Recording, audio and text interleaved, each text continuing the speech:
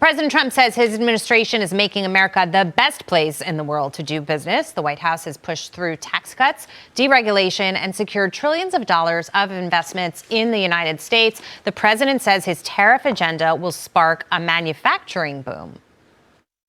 I say it's the golden age of America when these factories and plants open up by the thousands. They're coming from Germany, they're coming from Japan, they're coming from Canada. Many factories are coming in because they don't want to pay tariffs. We have an age that's coming up, the likes of which I don't think this country has never seen. Okay, so we were talking about in the last hour some of the things that we're expecting next year: growth, the big beautiful law, AI to continue to prosper and hold the market up. So it seems like the runway has been set for a pretty good year. The tariff issue has been a sticky one. The inflation never materialized. That the Democrats and somebody like Jerome Powell were saying the inflation's coming, not quite to the extent that they were hoping that it would come. In fact, some are saying that they expect to see inflation go down, and Powell's biggest problem right now is the labor market. But we're still waiting on the Supreme Court to decide on this issue, whether constitutionally he was allowed to do what he did with IEEPA or not. We know that he's got a second route to go if he doesn't get the ruling from the Supreme Court, but that it takes longer. Long story short, I think businesses and markets just want certainty on this issue, and it's sort of got to be put to bed somehow. It really should. And look, the Supreme Court, we hope, will come up with a solution or an answer on this, a ruling on this soon. It could be tomorrow, but they could wait all the way until end of June. This could drag on for 6 months. I hope that they don't do that. I hope they have the sense to know that we need an answer one way or the other. But who knows when that could happen. As far as the tax cuts go, we're all looking for the one big, beautiful tax cut to kick in. I was under the impression when it passed that it was going to be effective immediately or effective to January 20th when President Trump was sworn in, or even January 1st, beginning of this year. It seems like most of the benefit will come in January 1 of next year. So we're waiting for most of that to kick in. And that may explain why this economy is a bit sluggish, is that people are waiting for the tax cuts. It would come in January 1 next year, but it would be retroactive because they signed that bill July 4th. Correct. It would be retroactive until the beginning of last year. Right. It might do that, but that still means the benefit will kick in next year. Correct. People wouldn't be enjoying it quite yet. So anyway, that may explain why things are slower than we'd like. You know, if you hear that there's a sale, you know, at a shoe store next week, you're going to go next week, you're not going to go today. So I think similarly, people may be delaying economic activity until 2026 rather than doing 2025. Maybe that's why we're not seeing the labor market quite the way we want. Growth is there, but I don't think it's anywhere as robust as people would like to see. Okay. And what he's talking about in that soundbite, Brian, is people, companies moving production from overseas, bringing manufacturing facilities onshore because they don't want to pay the tariffs. And because in the big, beautiful law, they're incentivized tax-wise to manufacture here. And so it makes a lot of sense for companies. That takes a while to kick in, though, before they can set up shop and actually run a manufacturing facility. So, he's painting a very rosy picture. This is his policy. I'm not saying he's right or wrong. I think there are a lot of great things that he's done that will kick in next year. But is this tariff piece of it, being accurately portrayed? Well, the cause is tough to figure out, okay? I actually think it's the big, beautiful bill that's done more. So on this tax stuff, the business taxes, the enhanced deductions for business investment actually were retroactive in the bill. And what's been interesting, so you talk about a sluggish economy, maybe on the hiring side, yes, but not on the growth side. I mean, it's been 3-4% over the past couple quarters now, and it looks like that may be the case to some degree going forward. So you got a lot of growth. And if you look at GDP over the last couple quarters, usually business fixed investments about 15% of GDP. It's been running at 25%. Whoa. Okay. Dramatic. Yeah, it's interesting. So I do think you are getting this investment boom. Now, is it coming from the trillions of overseas I don't know the answer to that. But you are getting a ton of investment. It's a bigger part of our GDP, which is good. It hasn't translated into jobs yet, but I do think it sets up pretty well for 2026. When you add that into what I think the consumer might be able to do next year when individual income tax, after-tax earnings go up. So, is it what does he say, 21 trillion of overseas investment? I don't know about that number. But I do think it's very possible 2026 could be the boomy kind of year he's talking about. The question is, politically, does that come in time?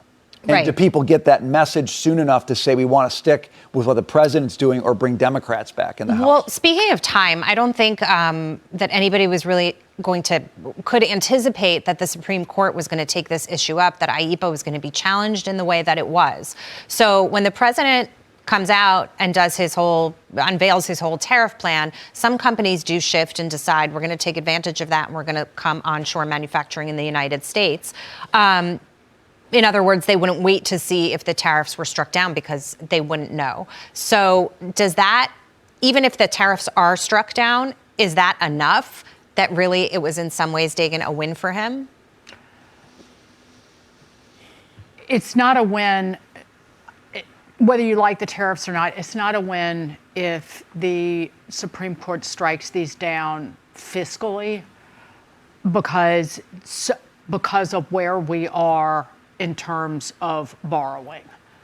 The U.S. needs this money. So far in the first, I think, 11, it's about $250 billion in tariff revenue so far this year. And the president talks about tariffs as if it's some money pouring out of a magic money machine. That it's gonna cover everything. And so far we have a farmer bailout, borrowed money. $1,000 baby checks, borrowed money. We're gonna be mailing people checks next year from the tariff revenue. Right. That would be borrowed money. So all of this money is actually inflationary. We're borrowing more money. And let's talk about the Obamacare super subsidy extensions, because we know, based on Congress being feckless and loserly, and I do mean the right and the left and the middle, they will extend those super subsidies, and that is pure inflation. That is pure subsidy. That gives people, rich families who don't need this money to go out and eat and go on trips. And that's also borrowed money. So all of that is, and you can argue what, inflation is a monetary issue and not a fiscal one. Well, the more we borrow as a nation, the more stimulus you get from in terms of monetary policy, and you see the new bond buying that's going on the Federal Reserve side. So they're inextricably linked at this point.